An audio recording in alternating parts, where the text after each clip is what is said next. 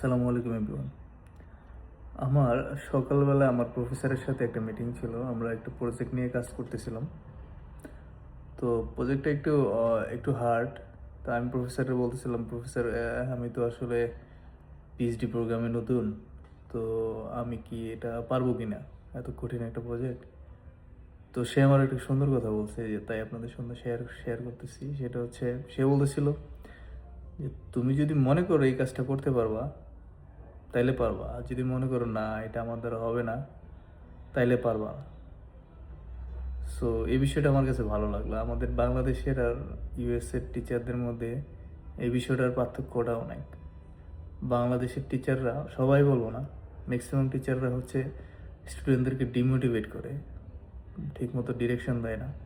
আর ইউএসএতে এই জিনিসটা অনেক ভালো, টিচাররা অনেক মোটিভেট করে, সাহস যোগায়।